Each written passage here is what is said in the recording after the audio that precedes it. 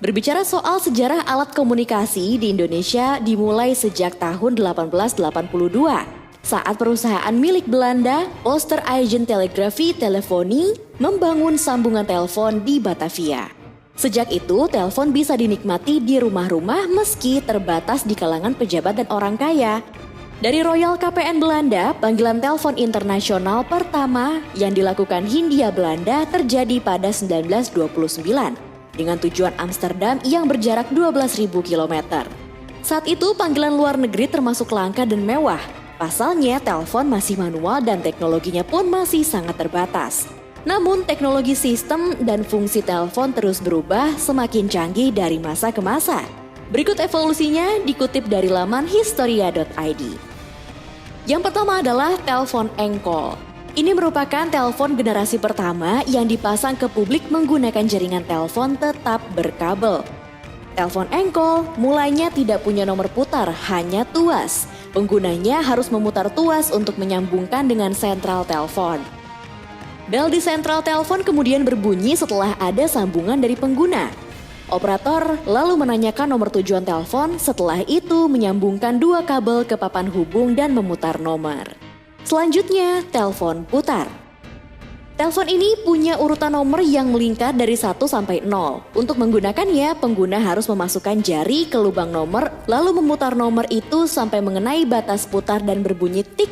Model telepon ini tidak dilengkapi dengan sistem redial, sehingga pengguna harus memutar nomor tiap kali akan menghubungi orang. Telepon putar mulai dikenal di Hindia Belanda pada awal abad ke-20 dan bertahan hingga dekade 1980-an. Meski telepon bertombol sudah diperkenalkan ke publik sejak 1960-an. Kemudian telepon bertombol. Tiap menekan tombol angka pada pesawat telepon, nada-nada tertentu akan berbunyi. Nada ini merupakan sinyal yang dikirim telepon ke sentral otomat yang disebut sistem dual tone multifrekuensi. Tiap nomor punya nada dengan frekuensi berbeda.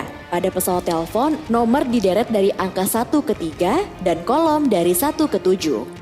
Penempatan ini menampilkan koordinat tiap nomor. Tiap baris punya frekuensi sendiri.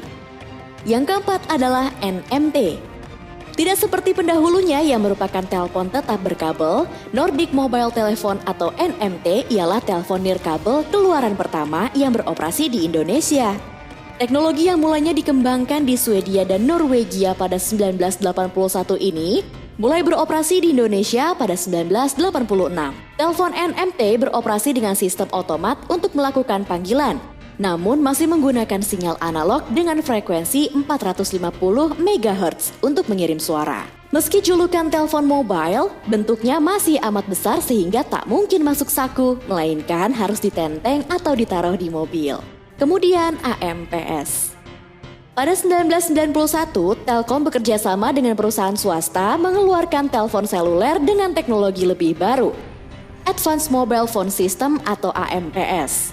Sistem transmisi AMPS masih analog seperti NMT dengan frekuensi jauh lebih tinggi yakni 800 hingga 900 MHz sehingga makin minim gangguan. AMPS dikenal juga sebagai teknologi seluler generasi pertama atau 1G. Yang keenam ada ponsel GSM.